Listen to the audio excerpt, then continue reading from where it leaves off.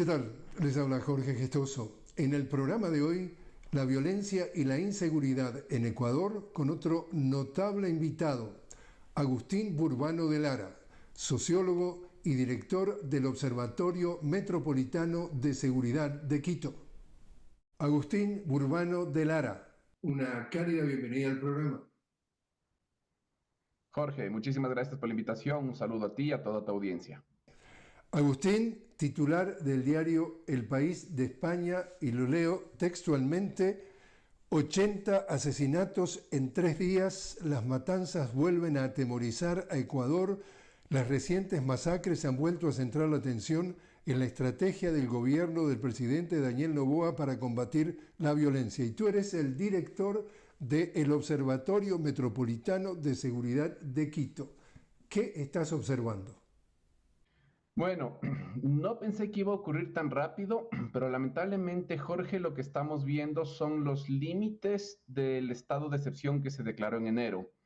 Y te digo los límites porque más allá de haber solicitado el acompañamiento de los militares en la calle, de haber sacado a las Fuerzas Armadas a la calle sin un guión claro, y esto es importante, no se acompañó de otras medidas estructurales que vuelvan sostenible el estado de excepción, que vuelvan sostenible los efectos que al principio tuvo el estado de excepción.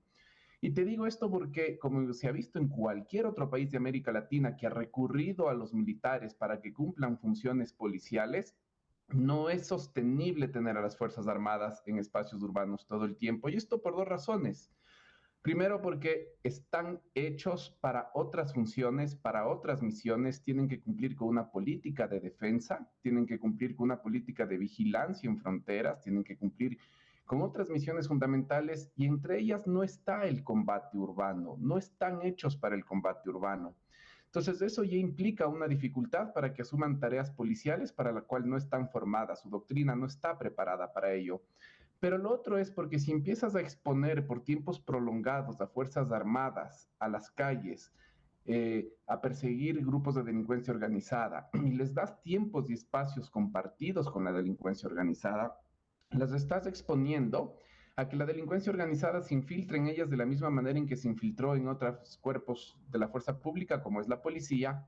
Y si es que tú permites que ese proceso avance, eventualmente ya no vas a tener a qué militares recurrir posteriormente en otro estado de excepción. Entonces, lo que te diría es esto, lo que se está viendo son los límites del estado de excepción. Esto se debió haber acompañado de otras medidas estructurales de fortalecimiento de instituciones que tienen funciones directas o complementarias en la seguridad y que hasta el momento eso no ha ocurrido. El presidente Daniel Noboa mencionaba que Ecuador estaba en un estado de guerra interna y los más escépticos dicen esto se ha transformado en un narcoestado. ¿Tu reacción? A ver, yo Yo tengo mis reparos a las diversas calificaciones que se empiezan a realizar respecto del Estado. Sí creo que hay razones para pensar que aquí en Ecuador no solo se explica el narcotráfico porque hay enclaves de pobreza y enclaves de marginalización y enclaves de violencia donde el Estado ha estado ausente, valga la redundancia, en forma de servicio público, en forma de agua potable, en forma de alcantarillado, en forma de escuela, en forma de salud, en forma de cualquier servicio o derecho que te dé una vida digna. Pero no se puede explicar con la variable del Estado ausente el narcotráfico. De hecho, la penetración del narcotráfico en el Estado ha ocurrido no solo porque hay una ausencia del Estado, sino porque las pocas instituciones del Estado que sí están presentes en el territorio han sido perforadas, penetradas, infiltradas, gobernadas por el narcotráfico. Estoy de acuerdo que se hable de narcoestado si es que lo que se está planteando es que hay grupos de delincuencia organizada que se están disputando no solo el control del territorio por la cuestión de las rutas logísticas del narco, por la cuestión del expendio de drogas, microtráfico, sino que se están peleando también, se están disputando por el gobierno de las instituciones del Estado. Las bandas aquí se pelean por el gobierno de instituciones dentro de la función de la justicia, dentro de la función, dentro de la representación política y se disputan también dentro de la fuerza pública. En ese sentido, sí diría que Ecuador es un estado que se ha convertido en una arena de disputa del narco. Estamos hablando de un presidente que ha asumido hace pocos meses y solamente por un periodo de 1 año y medio, ya que ganó unas elecciones anticipadas. Las elecciones serán en febrero del 2025, pero si el Estado, con sus recursos naturales de seguridad, tanto la policía como el ejército, no puede aparentemente o claramente no puede, es donde el presidente Daniel Noboa golpea la puerta de su gran aliado Estados Unidos y le dice ayuda, porque con esto solo no puedo. Tanto es así que ustedes han recibido una visita de la jefa del Comando Sur entre un grupo de gentes estadounidenses de alto nivel. ¿Qué resultado está dando o qué implementación se está anticipando o ya está en curso para tratar de frenar esta ola? Mira, de momento ninguna, pero sí hay algunos signos que deberían por lo menos llamar nuestra atención profundamente. La presencia de fuerzas extranjeras en el gobierno de los sistemas y los subsistemas de seguridad en el Ecuador no es algo que empieza recién ahora. Empieza a partir de enero del 2018. En enero del 2018, en la frontera norte, en la costa, en la frontera norte con Colombia, tuvimos un episodio, un atentado terrorista en una estación de policía con un carro bomba muy potente. Y a partir de este atentado en San Lorenzo de enero del 2018, se empezó a construir cierto problema público alrededor de supuestas incapacidades del sistema de seguridad nacional soberano para controlar nuestra política de defensa y se empezó a abrir la puerta a incrementar los grados de cooperación y planificar cooperación de fuerzas militares norteamericanas en la política de defensa nacional. Ese proceso que se abrió en 2018 empieza a definirse ya y a concretarse de manera mucho más contundente ya alrededor del 2023. Se firmaron 3 acuerdos muy fuertes con el Comando Sur de Estados Unidos y con el cual lo que estamos haciendo es permitiendo que contratistas norteamericanos estén dentro del territorio ecuatoriano, los cuales tengan además excepción de la aplicación de la ley, impunidad frente a la excepción de la ley. Todavía no se ven efectos fuertes de esto, pero lo que sí se llega a ver ya es que Ecuador actualmente no posee capacidades soberanas en el gobierno de su política de seguridad y de defensa. Actualmente tenemos una ministra de gobierno, pero no está muy claro si es ella la que está dirigiendo el estado de excepción. Tenemos un ministro de defensa, tampoco está muy claro si él está dirigiendo el estado de excepción. Parecería más que hay un grupo de tareas de Israel que vino hace un tiempo en el gobierno de Guillermo Lasso a hacer una consultoría que está cumpliendo su parte en dirigir el estado de excepción. También es claro que hay personal te diría, de la doctrina hemisférica que también está haciendo su parte en dirigir el estado de excepción.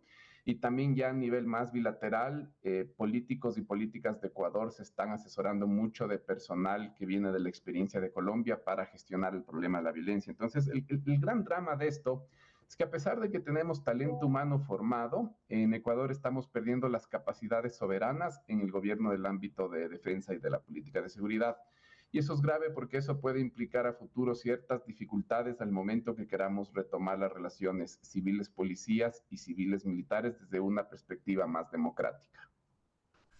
¿Y qué está diciendo el presidente Daniel Noboa ante esta situación que se ha agravado en las últimas horas?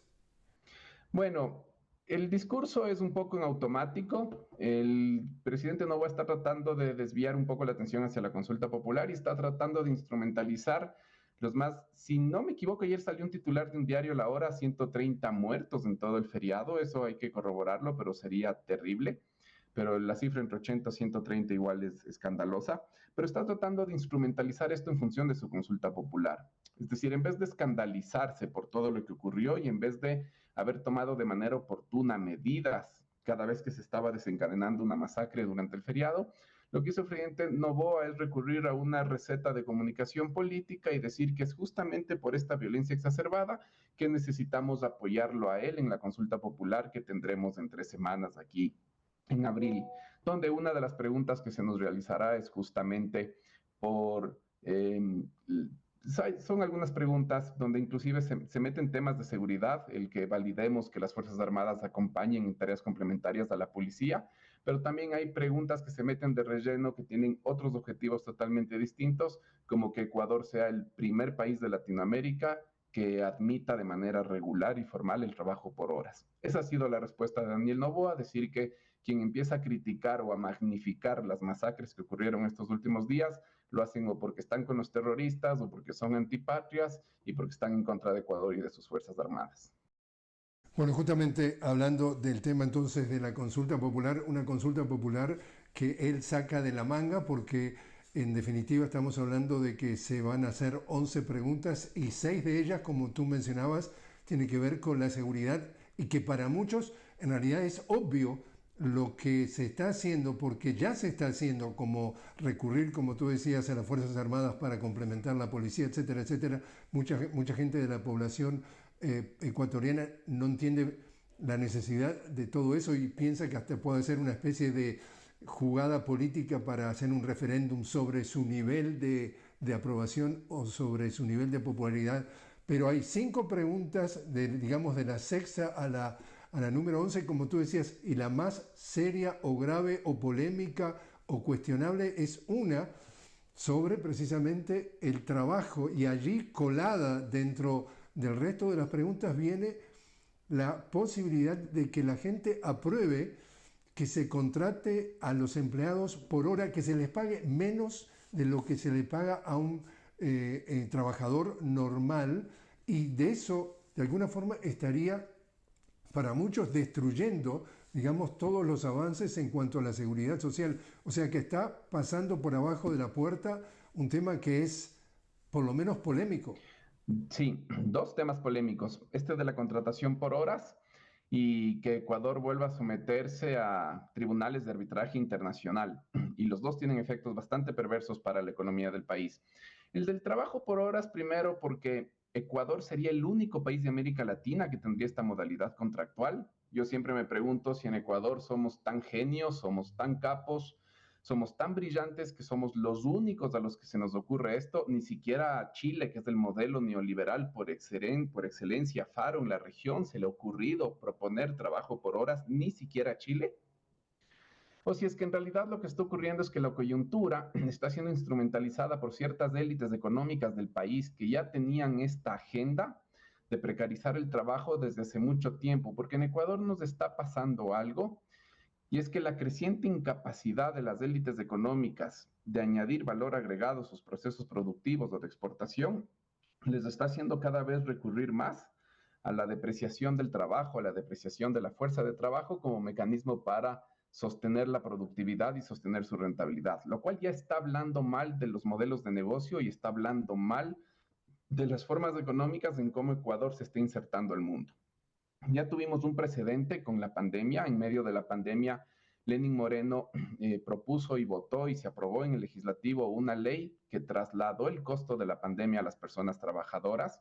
En la pandemia se creó un nuevo tipo de contrato, se llamó un tipo de contrato emergente, y se permitió a las empresas que trasladen a gran parte de la población trabajadora que tenían bajo contrato indefinido y con todos los seguros de ley y toda la seguridad social y todas las vacaciones y toda la protección antidespidos, les permitió que se traslade un sector de la población que estaba con ese tipo contractual lleno de derechos a un formato contractual más precarizado, que es el trabajo emergente.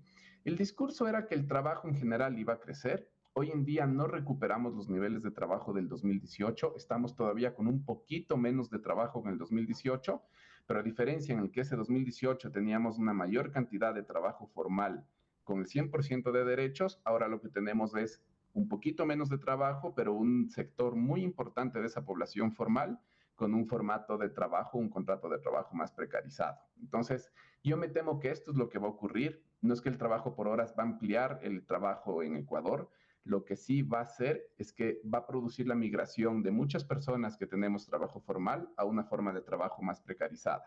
Si a esto le sumas lo de los tratados bilaterales de inversión, que el único objetivo que tienen es poder someter a Ecuador a arbitrajes internacionales, sobre todo en los grandes procesos de inversión que están ocurriendo en este momento en enclaves mineros, lo que va a terminar pasando es que todo este proceso de movilización interna que Ecuador está experimentando, porque se cumpla la consulta previa en las minas de oro, en las minas de plata, para que la población pueda ser soberana sobre su territorio y pueda ser consultada, tenga un desafío más que afrontar, porque el rato del rato, con esto lo que les vamos a dar a las mineras es la posibilidad en los tribunales internacionales, en caso de que algún proceso de consulta previa salga negado en Ecuador, para que las mineras nos demanden afuera. Entonces, me da una pena que nuestras élites siempre recurran a la cesión de soberanía, a permitir que nos tutelen, ya sea en el ámbito de la justicia o en el ámbito de seguridad, la solución para nuestros problemas.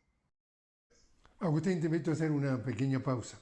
Estamos hablando con Agustín Burbano de Lara, directamente desde Quito. Agustín, sociólogo y director del Observatorio Metropolitano de Seguridad de Quito. Estamos hablando sobre la violencia en Ecuador. Ya regresamos.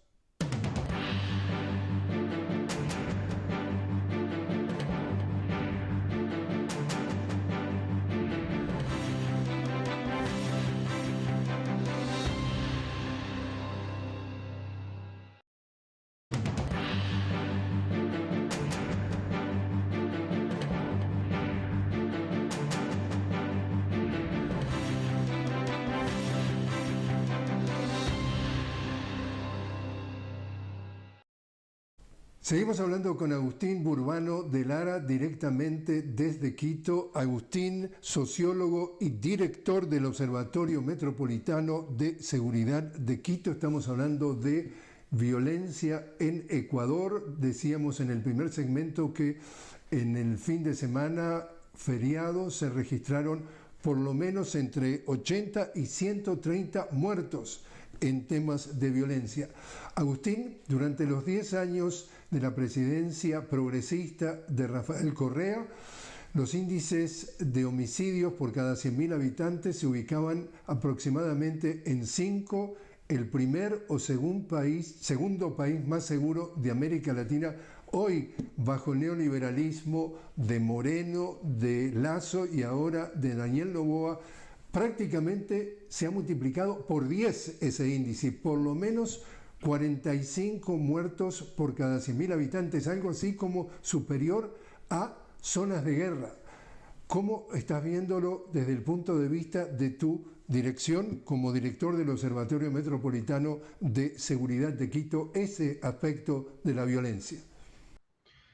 Mira, lo que más me asusta es cuando en las diversas investigaciones, tanto en el ámbito del observatorio, pero también en otros espacios de trabajo por afuera del observatorio, empezamos a realizar para responder el por qué. Porque hay una pregunta fundamental y es, ¿por qué se volvió necesario o por qué se volvió racional?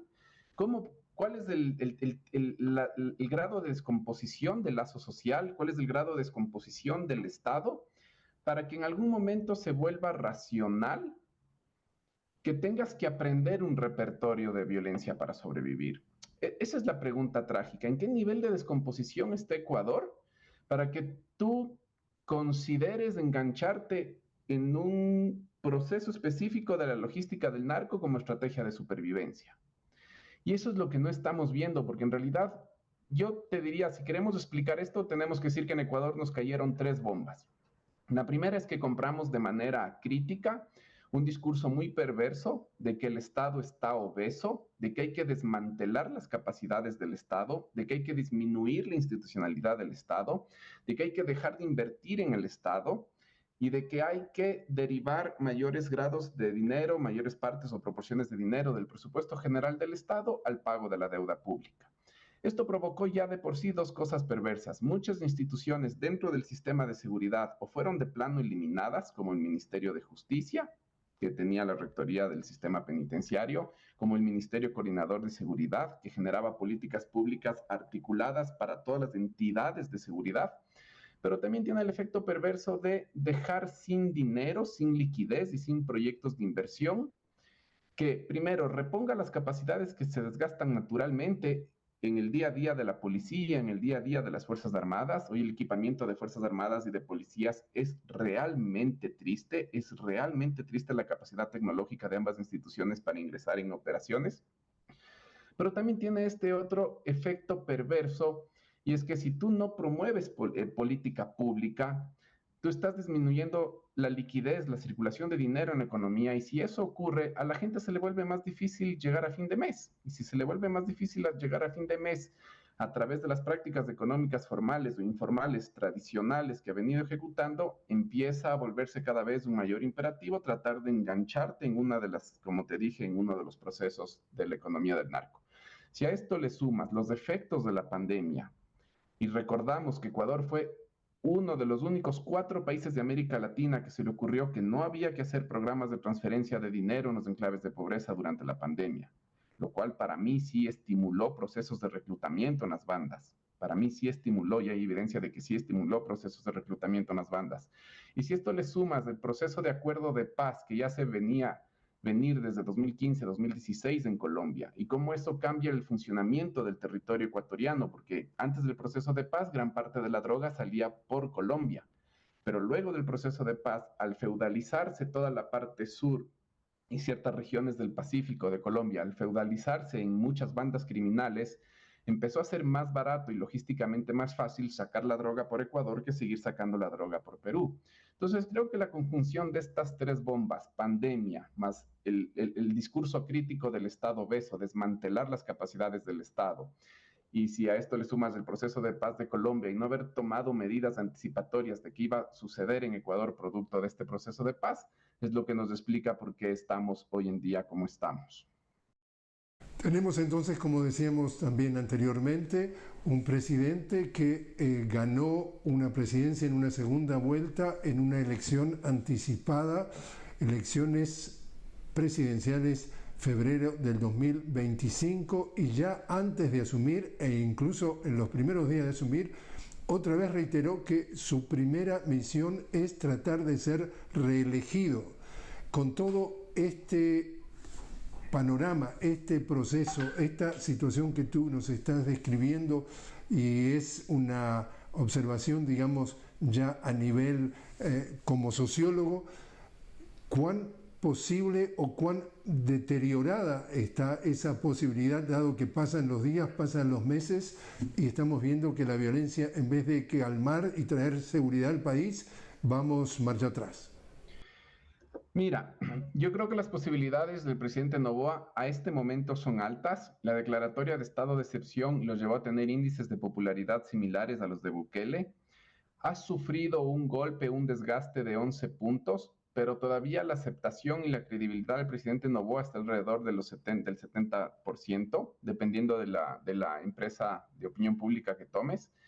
Entonces, no está mal en ese sentido. Estoy seguro que después de la consulta popular, después del tema del IVA, que va a subir el IVA, después de la consulta popular está planificado que suban los combustibles, creo que iba a tener un golpe mayor, pero no lo veo en malas capacidades, lo veo en condiciones, y lo veo en condiciones por 2 factores. Primero, porque comparado a los 2 gobiernos anteriores, Moreno, que fue ultra destructivo, y el gobierno de Guillermo Lasso, que tenía intereses muy particulares y que estuvo gobernado por intereses bastante opacos y que también tuvo una capacidad de gestión nula, frente a esas 2 malas experiencias, cualquier gestión medianamente bien o medianamente mediocre y está vista a los ojos de la ciudadanía como una gran gestión. O sea, después del desastre que tuvimos de Moreno y del desastre de Guillermo Lasso, cualquier presidente que pueda decir 3 oraciones buenas en un discurso y pueda ejecutar bien 2 políticas públicas ya va a tener una evaluación positiva. Y lo otro que te diría es que lamentablemente persisten las condiciones institucionales que han hecho que las 2 últimas elecciones en Ecuador no hayan sido elecciones libres y no hayan sido elecciones competitivas. No nos olvidemos que en el 2021 hubo un intento de proscribir a la Revolución Ciudadana, casi se lo logra. La Revolución Ciudadana inscribió su candidatura en diciembre, cuando todas las otras fuerzas políticas lo hicieron entre agosto y septiembre. Hubo una intromisión de la Fiscalía General de Colombia también en el proceso electoral del 2021. Se vinculó de manera falsa, sin argumentos, a la Revolución Ciudadana con el ELN. Eso fue falso. Hasta viajó el fiscal Barbosa hasta acá. Hoy en día está siendo ya investigado en Colombia por esa intromisión en nuestro sistema electoral. Y lo mismo ocurrió en el último proceso electoral con el asesinato de Fernando Villavicencio. Es un asesinato sobre el cual hoy en día ya se sabe que había información y evidencia de quiénes fueron los autores de ese asesinato de manera oportuna, pero la información no soltaron durante la campaña electoral para seguir inscribiendo la culpabilidad, imputando la culpabilidad, acusando falsamente y sin evidencia a la Revolución Ciudadana. Estas condiciones de elecciones poco libres, cero democráticas, cero competitivas persisten en Ecuador. Y la cereza del pastel sería que las izquierdas estamos bastante desorganizadas en este país y tenemos todavía muchos desafíos por ponernos de acuerdo en temas básicos y fundamentales. Entonces, lamentablemente, hoy en día, la foto de hoy en día sigue siendo favorable para Daniel Noboa. Agustín Burbano de Lara, muchísimas gracias por haber estado con nosotros. Jorge, a ustedes por la invitación. Una buena semana.